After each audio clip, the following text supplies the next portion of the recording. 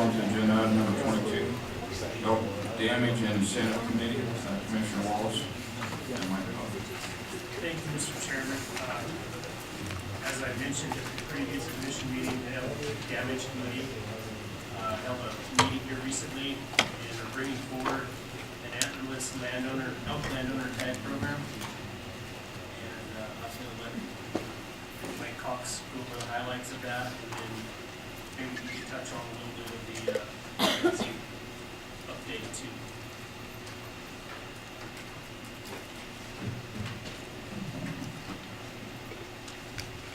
Mike Cox became staff biologist for Endow.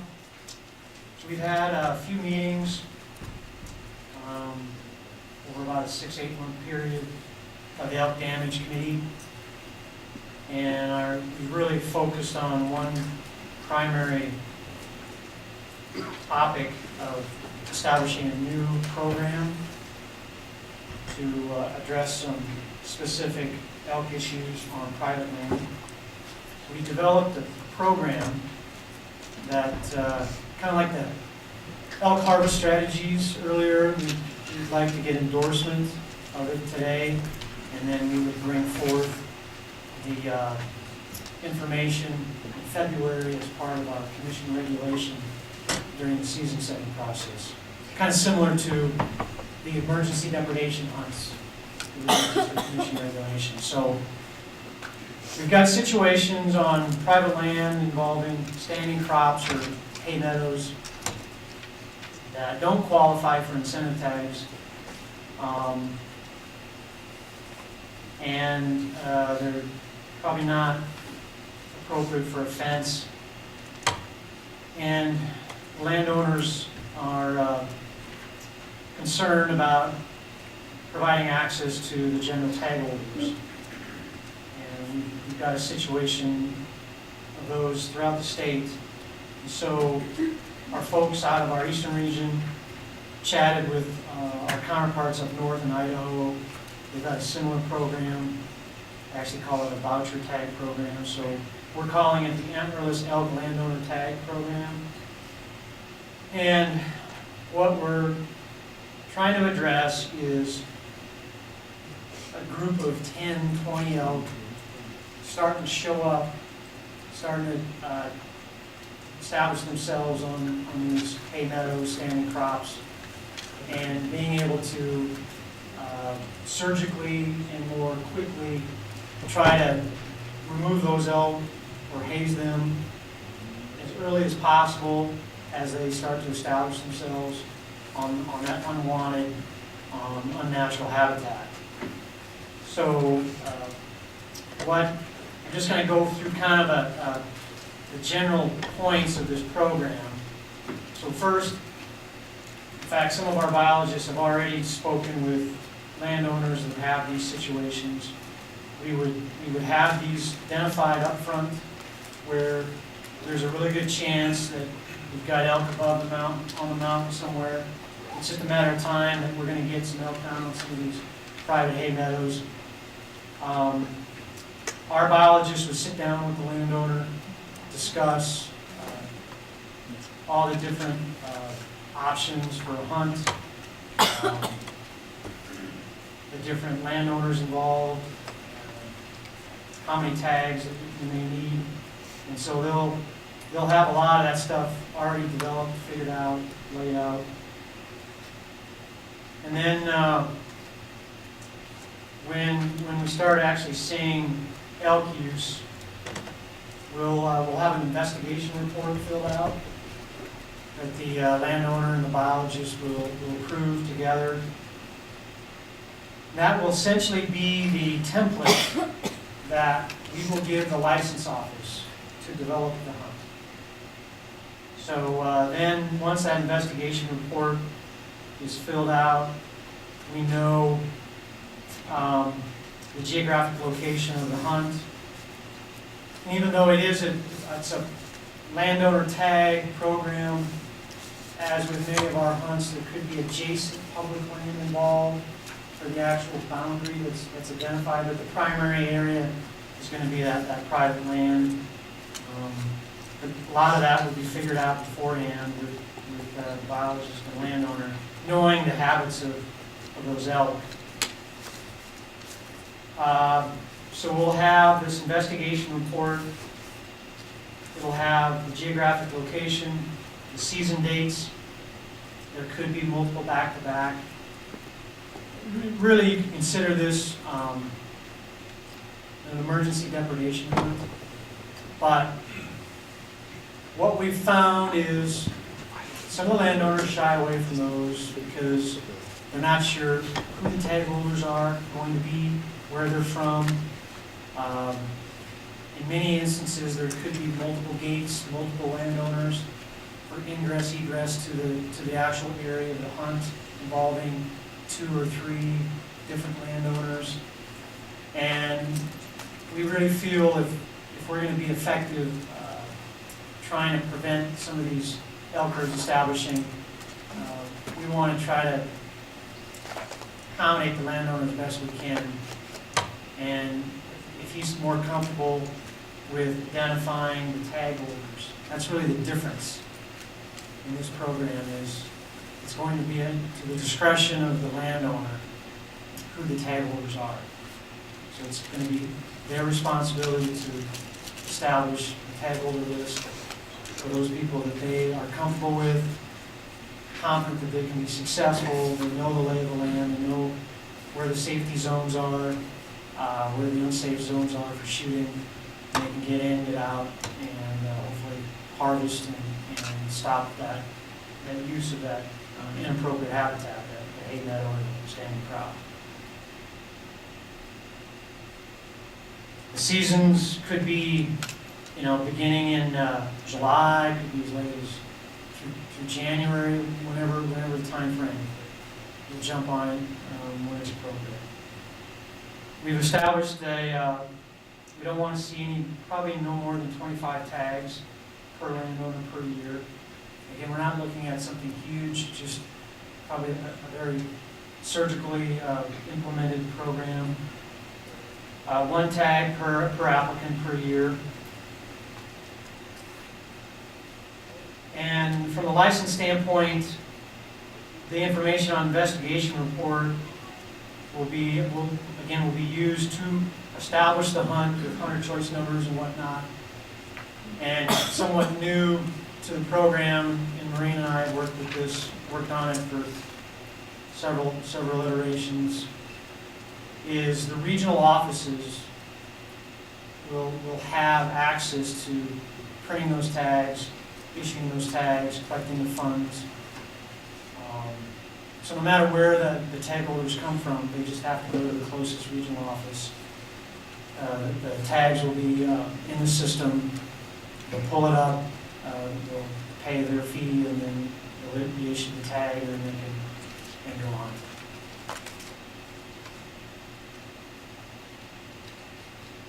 From an implementation standpoint, we have eligibility issues, just like some of the tags we talked about today. Do we want multiple cow tags in people's pockets?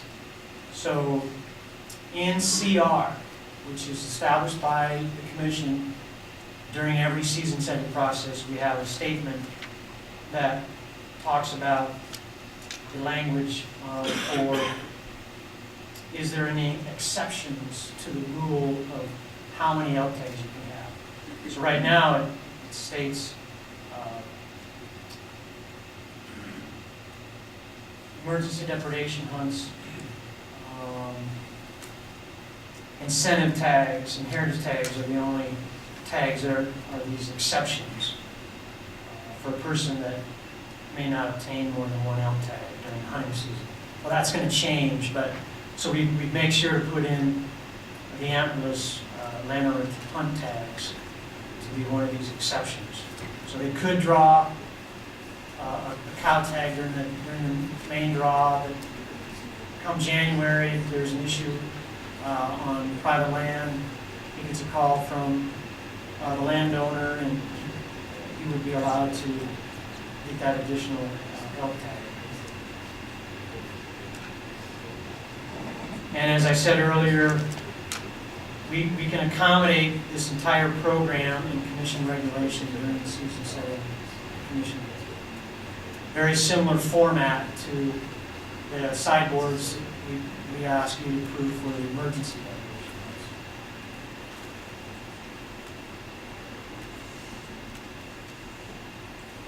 Any questions? You have anything to add, Maureen?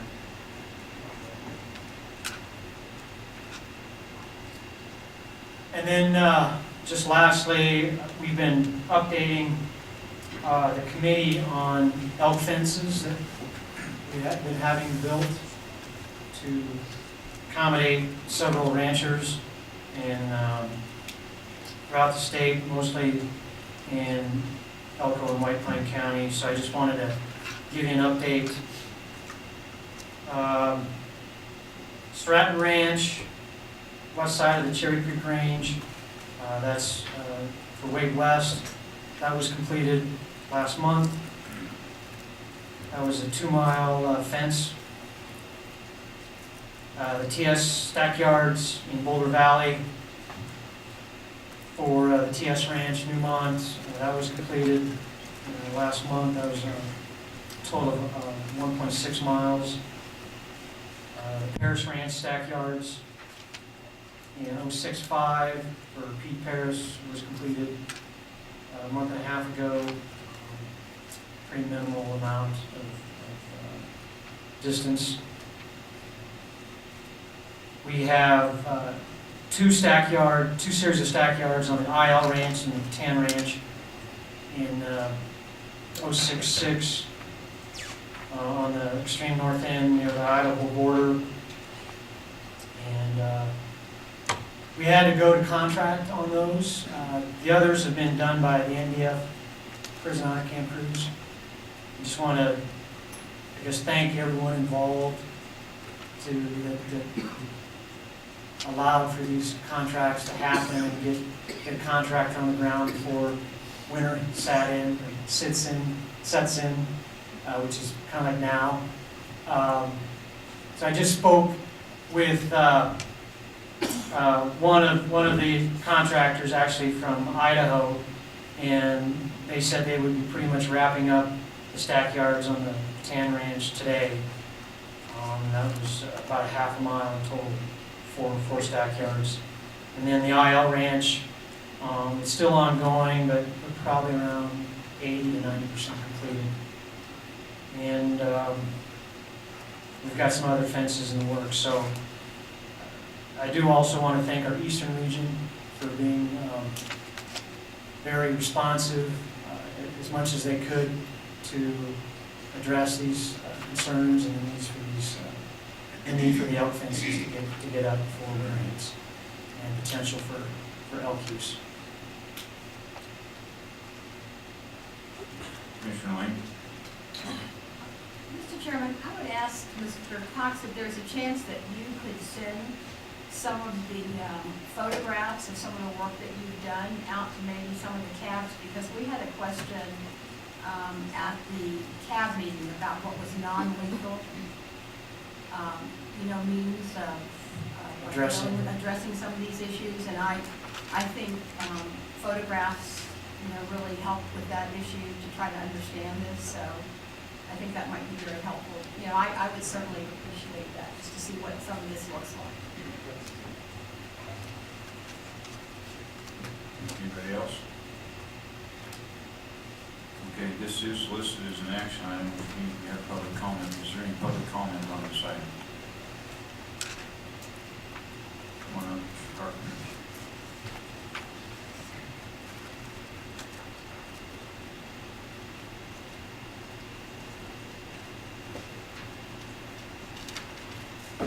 For the record, John Carpenter. My question is, will the landowners be able to charge for these annual tags?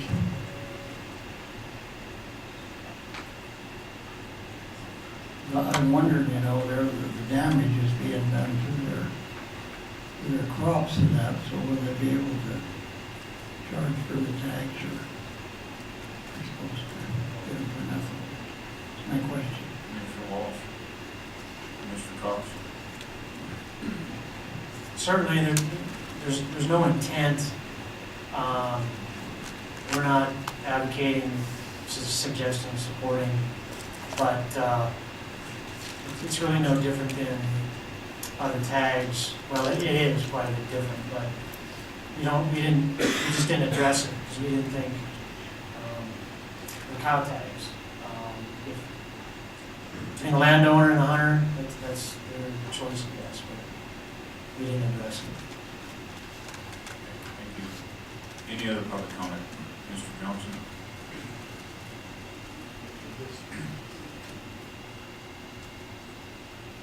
Larry Johnson, representing myself. My question to Mike is, are the tag numbers allocated in the state wide elk plan?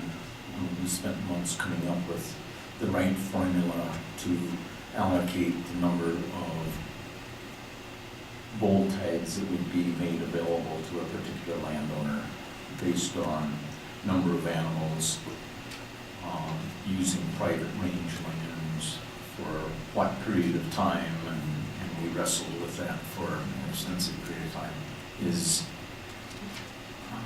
Are these tags going to be allocated using the same formula, or are we going to develop a new criteria, or how is that?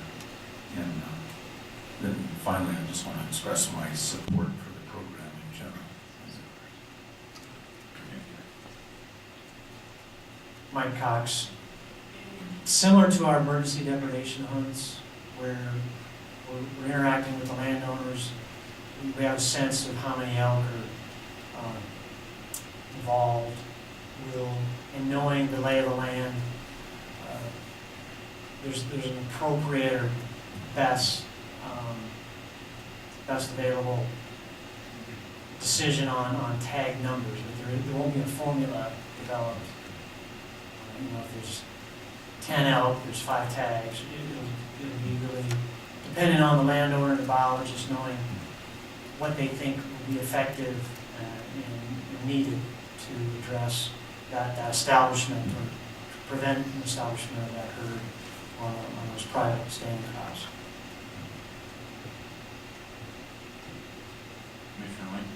I'm sorry, I guess my question to you is, are you going to evaluate this? I think you may have talked about that after a year's time period, to take a look at, are we going to get any kind of report about how many tags were issued, or Absolutely. whether or not the program's effective? Yep. Yeah, there's it's brand new. There are various components of it that we may have not looked into it or not seen it coming, but it is somewhat patterned after the Idaho program, their voucher tag program, and they've been pretty successful and happy with how they've implemented it. So I definitely will commit through Commissioner Wallace to provide an update. And it's not going to be, Commissioner Moore may have an idea of how many landowners may be involved. It's not going to be a ton. It's probably going to start off small and almost like a pilot project.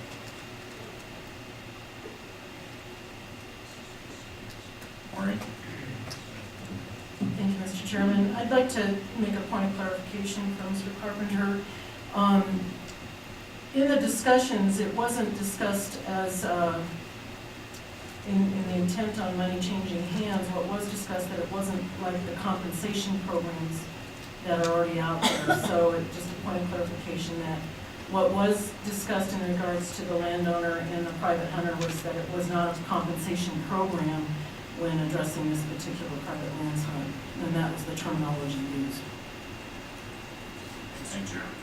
And also to kind of during the discussion was that the cow tag is not going to be something that's worth thousands of dollars to the.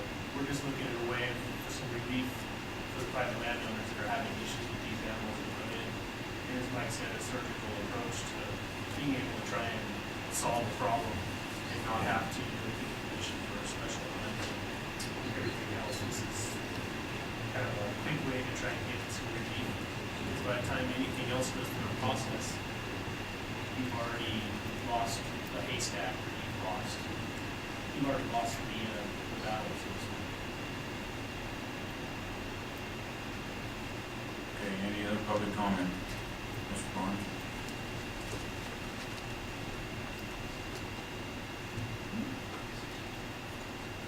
Tom Barnes, Chairman, Elton County Cab.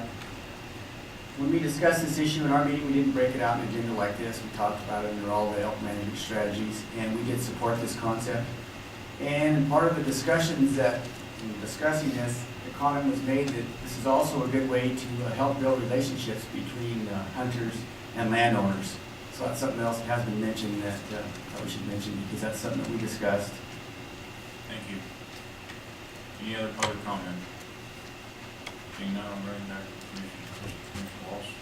Mr. Chairman, I just wanted to, Is your microphone on? I don't know. it says it's closer, I guess. I wanted to ask Mike real quick there what the direction was again, how, because you said something about a CR and to bring it to the February meeting, just for the sake of getting the motion correct the first time. Yes, so, with your endorsement, I guess, kind of similar to the harvest strategies, we would bring forth language from that program white paper in the form of a commission regulation,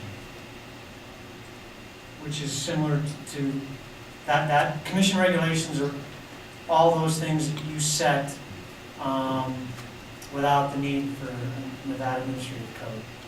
So all the seasons, all the quotas, those are all commission regulations. So we would bring that forth to you in February during this year's season setting process, which is going to be amending last year's season set.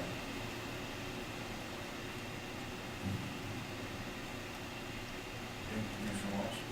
Okay, I move that we have the department bring forth the antlerless elk landowner tag program from the information presented to us today, commission regulation at the February meeting. We have a motion by Commissioner Wallace, second by Commissioner Maureen. Any further discussion? Seeing none, I'll call for the vote. All those in favor signify by saying aye. Aye. All those opposed? Motion passed unanimous. Moving on to item 23, Commission General Regulation 436, LCD file number R089-13, Reciprocal Lake and Buonamici, Colorado River Fishing License. Thank you. For the record, John Schober, Chief of Fisheries, Chairman Rob and Commissioners.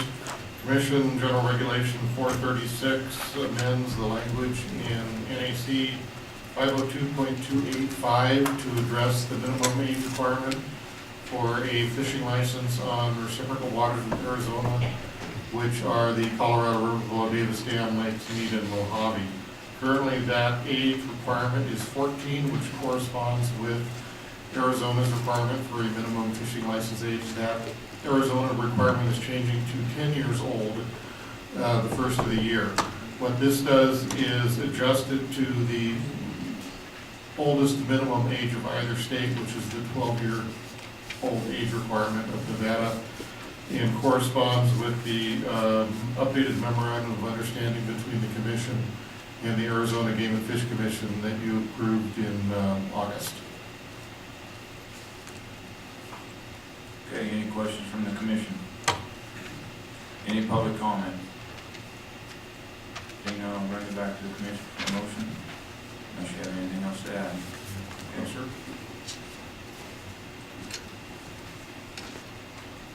Commissioner McNish. Mr. Chairman, I'll make a motion that we approve Commission General Regulation 436, LCD file R089-13 as presented by the Motion by Commissioner McNish, second by Commissioner Wallace. Any further discussion? Seeing none, I'll call for the vote. All those in favor signify by saying aye. Aye. All opposed? Motion passed unanimous. Moving on to agenda item number 24, Commission General Regulation 437, LCD file R09013, creating a U-hunt, Mike Cox and Maureen. Thank you, Mr. Chairman. Maureen Hullinger for Nevada Department of Wildlife. Yesterday, you workshopped CGR 437R 9013. I don't recall any additional comments from the public or the commission, so I'll turn it back to you for discussion. Any questions of Maureen or Mike from the commission? Seeing none, we'll go to public comment. Any public comment? Dr. Wilson.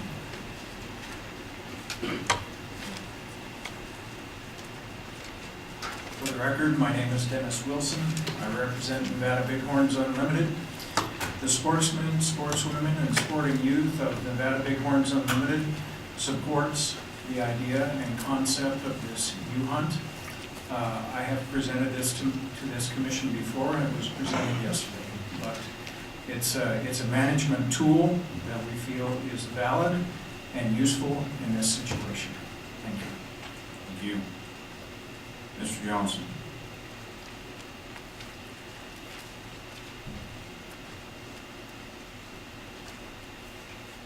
Larry Johnson, Nevada Bighorns Unlimited. I had made comments yesterday in the county game board in support of this concept as a valuable tool, but kind of as a last resort. I have made comments at both meetings previously as far as the availability of areas to put sheep. I want to introduce into the record today Carson City District Office BLM district, which shows occupied bighorn sheep habitat within the Carson district as compared to available bighorn sheep habitat in the Carson district. And that's only just one BLM district. Actually, less than 50% of the available habitat is presently occupied. Again, documenting we could provide this for every BLM district, I think, in the state. And we have a lot of work yet to do. I want to point out that we're very proud of our partnership with Nevada Department of Wildlife in the most successful big game reintroduction program in North America and maybe the world, in bighorn sheep and antelope particularly. By NDOW's own numbers, are 11,000 animals, more bighorn sheep than any other state other than Alaska. It is extremely impressive accomplishments. But compare the same population numbers that were published saying that 150 years ago when the white man first came to Nevada, the population estimates were 30,000 animals. Indicates we've got a lot of room to grow. I think NDOW states that we have approximately 92, something like that, separate bighorn herds in this state. We transplanted bighorn sheep into, I think, about 80 mountain ranges. We have in the state of Nevada 340 something mountain ranges. Again, you look at that ratio, would indicate with no other factors, we're only about a third of the way there. Obviously, there are other factors that we're not ever going to put sheep in a whole bunch of areas. We're probably never going to have 30,000 sheep ever again in the state of Nevada. But at the same time, we're not through. We're not through.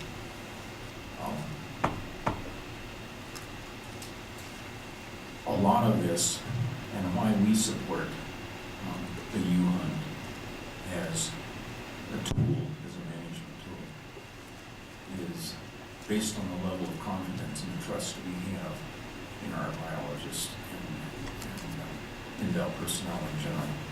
And trust isn't demanded, it's earned. And I've been involved in this program now for a little over 30 years. And I have a deep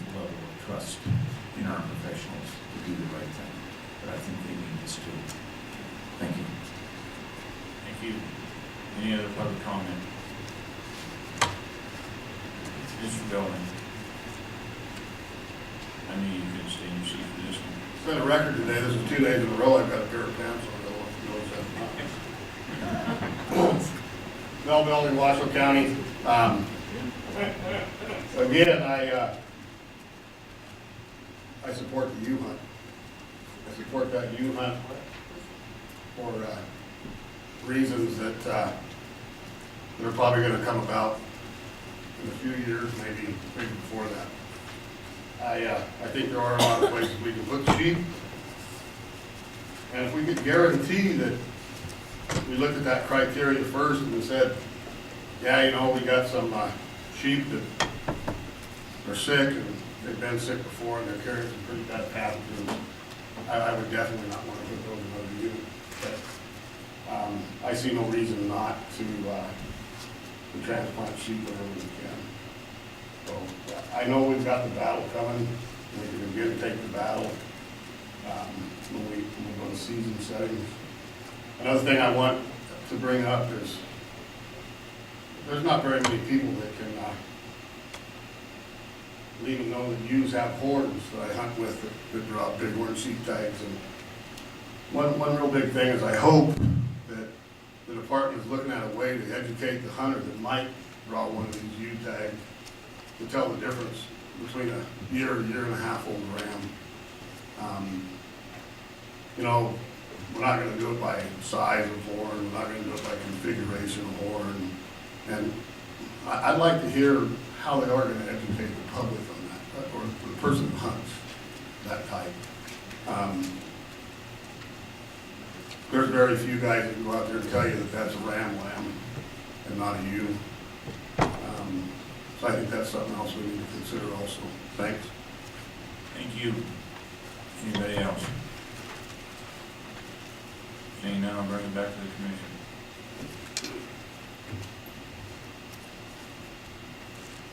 All at once.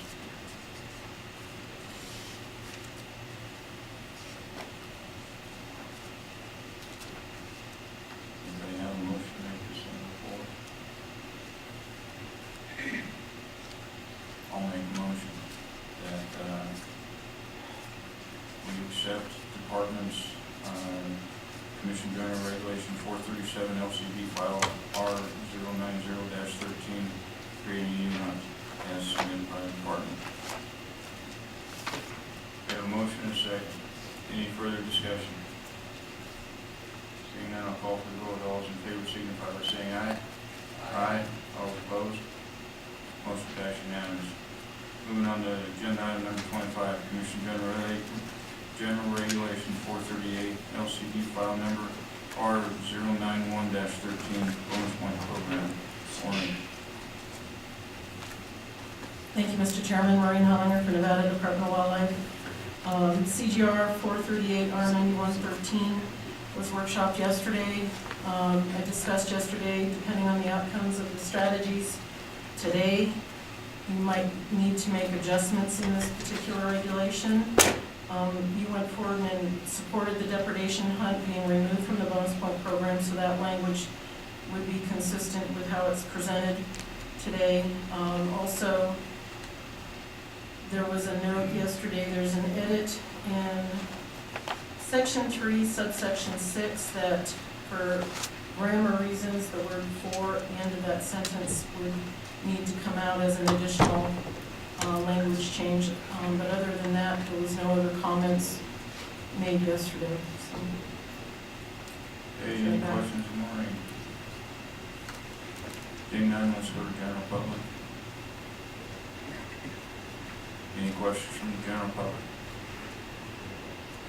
Seeing none, I'll bring it back to the commission. Commissioner McGinnis. Mr. Chairman, I'll make a motion that we approve CGR 438 R091-13 as presented by the department with the additional deletion of the word "for" in section 3, subsection number 6. We have a motion by Commissioner McGinnis, second by Commissioner Drew. Any further discussion?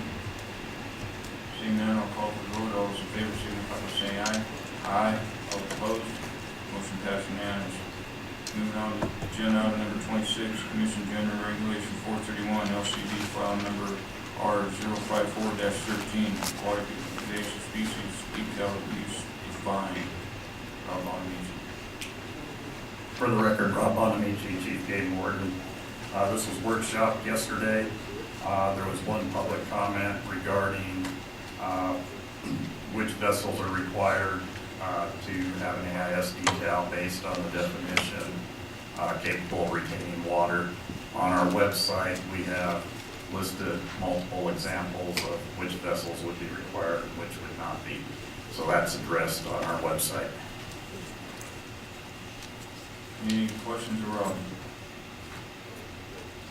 Seeing none, we'll take it out to public comment. Any public comment on this item?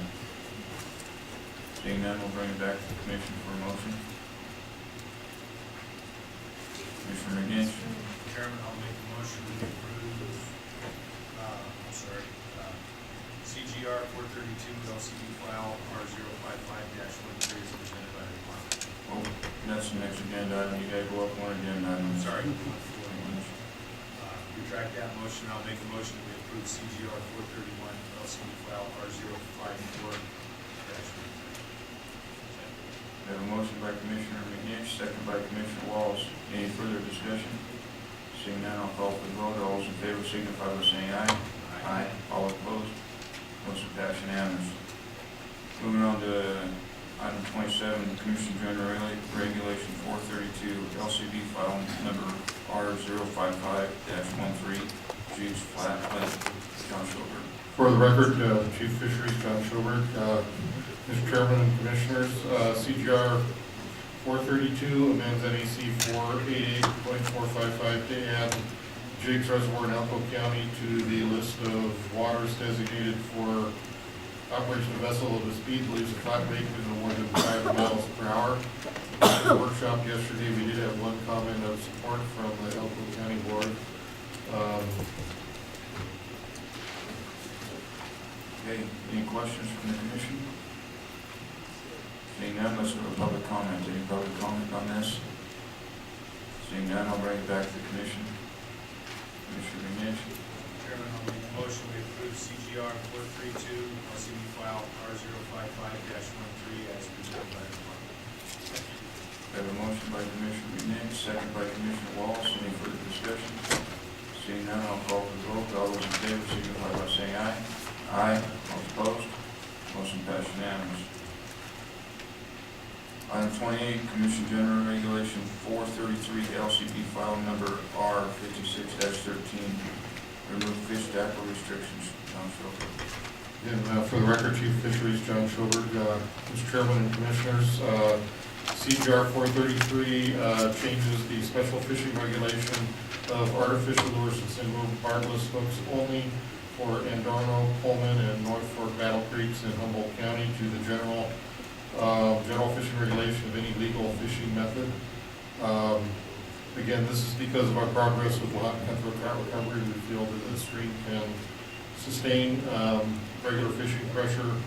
It was workshopped yesterday. We did have one comment of support from Humboldt County. Okay, any commission questions? Seeing none, we'll go to general public. Any public comment on this item? Seeing none, I'll bring it back to the commission for a motion. Commissioner McGinnis? Mr. Chairman, make a motion we approve CGR 433 LCD file R056-13 as presented by the department. We have a motion by Commissioner McGinnis, second by Commissioner Wallace. Any further discussion? Seeing none, I'll call for the vote. All those in favor signify by saying aye. Aye. All opposed? Motion passed unanimous. Moving on to 29, Commission General Regulation 434, LCD file number R057-13, unit boundaries. Larry Gilbertson. For the record, Larry Gilbertson, Department of Wildlife. Mr. Chairman, I'm bringing forward the CGR 434 unit boundary adjustments to make all of the units consistent descriptions and some other minor changes that we discussed yesterday. And if there are any questions, we have that answer. Any questions? Seeing none, is there any public comment on this? Seeing none, I'll bring it back to the commission for a motion. Commissioner Lynch. Mr. Chairman, I'll make the motion to approve CGR 434 LCD file R057-13 as presented by the department. We have a motion by Commissioner Lynch, second by Commissioner Wallace. Any further discussion? Now I'll call for the vote. All those in favor signify by saying aye. Aye. Those opposed? Motion passed unanimously. We're moving on to agenda item number 30, reports, informational, accreditation management fiscal year 2013 report. Pete Bradley. For the record, Pete Bradley, and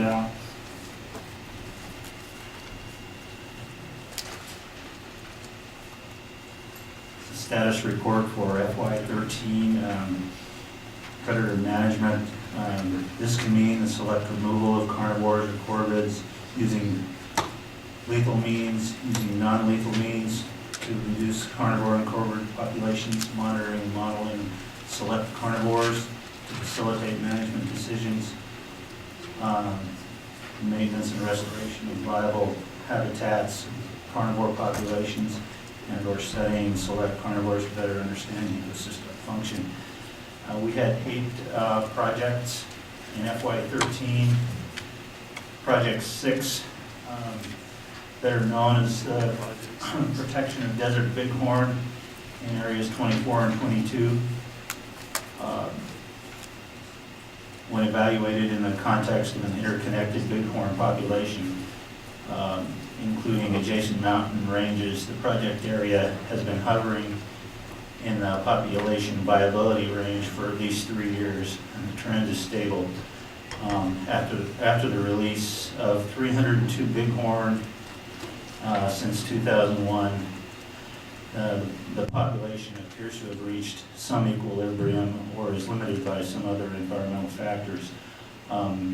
Based on an evaluation of the cost, which is about $250,000, and the carnivores removed over the last 12 years, continued low bighorn survey sample sizes in the Delamar in spite of that removal effort, along with the nature of immigration and immigration patterns documented in the Delamar, Hyco, Meadow Valley, South Parrock population complex.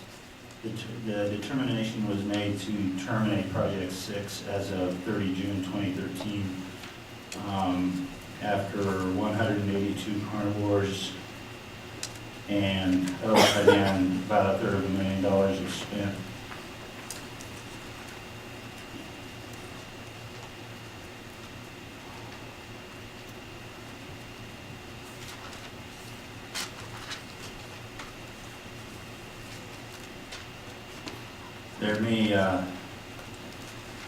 The results of this project suggest that there may be additional limiting factors such as habitat condition and or water distribution that may be responsible for the low densities of bighorn in the Delamars.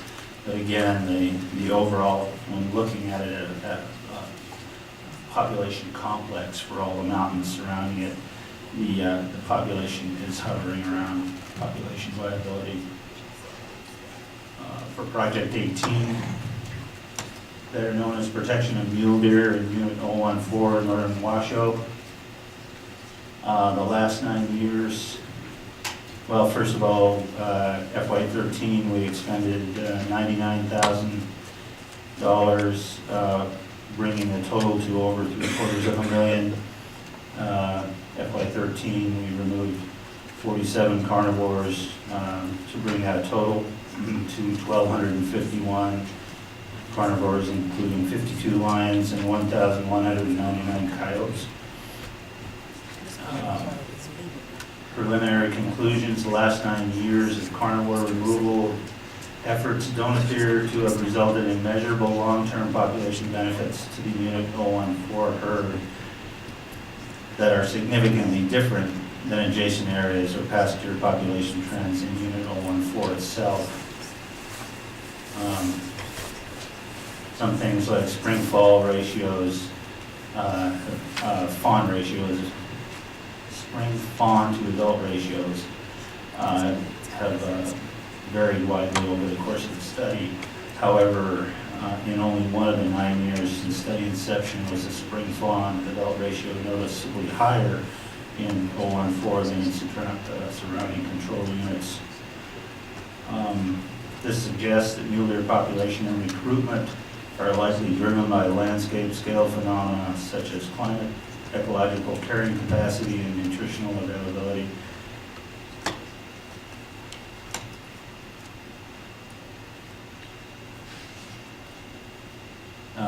The density-dependent population responses of the apex carnivores may have negated the effects of cougar and coyote removal in the granites over the last 10 years. It is likely that both adult and subadult transient carnivores are continuing to fill empty territories. Increasing productivity and remaining carnivore populations are helping to fill the gaps as well. So, as mentioned before, the dispersal ability of cougars and the increased productivity and survival of young of coyotes are legendary and probably responsible for these results. It is entirely within the realm of possibility that after 10 years of apex carnivore removal, the granite range has as many or more apex carnivores than when Project 18 was initiated in 2004. Analysis of the data indicate population dynamics, and harvest data did not show positive correlations that would lend strong support to the hypothesis of removing carnivores and increasing deer populations. When evaluated in the context of the larger northern Washoe mule deer population, the mule deer herd in 014 does not require extra or targeted carnivore removal in order to maintain robust population viability over the long term. That said, we're continuing this project to June 30 FY, the end of FY 14. Project 20. Along with Project 6, Project 20 was also terminated as of June 30, 2013. But during the fiscal, we spent $2,835, bringing the total in Unit 022 to $35,000, well, actually, a total of $40,000. When evaluated in the context of this interconnected bighorn herd, including the Virginias, the Dogskins, the Petersons, and maybe even Peavine. They've been attempting to go over the highway there. The project area has been hovering near population viability for at least 3 years, and the trend is stable to increasing. After the release of 49 California bighorn and targeted cougar removal since project inception in 2008, the project area bighorn population appears to have reached some equilibrium. The last 6 years of targeted cougar removal efforts likely facilitated short-term population benefits for this nascent bighorn herd. This cougar removal project was conducted in a targeted fashion for an adequate amount of time and appeared to be an effective and efficient use of sportsmen's dollars.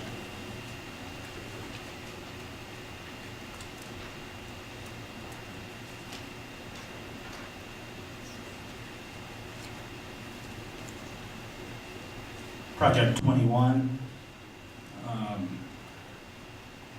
in fiscal year 13, $53,156 were spent, bringing the total to, well, we're bumping up against $250,000 to remove a total of 9,460 predators, including most of those ravens, as well as 113 coyotes and 104 badgers, American badgers.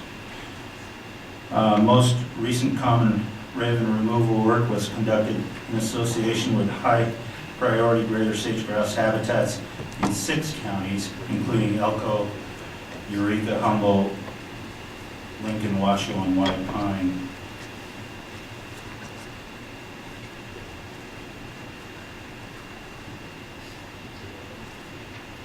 An analysis was conducted on a random data set of treatment and non-treatment leks to compare sage-grouse population response to common raven removal over time, and that period from 2008 to 12. There did not appear to be a significant difference in grouse population response between areas where ravens were removed and areas where poison eggs were not deployed. While lek populations were down from 2011, numbers in both treatment and control areas, they remained above the 5-year average.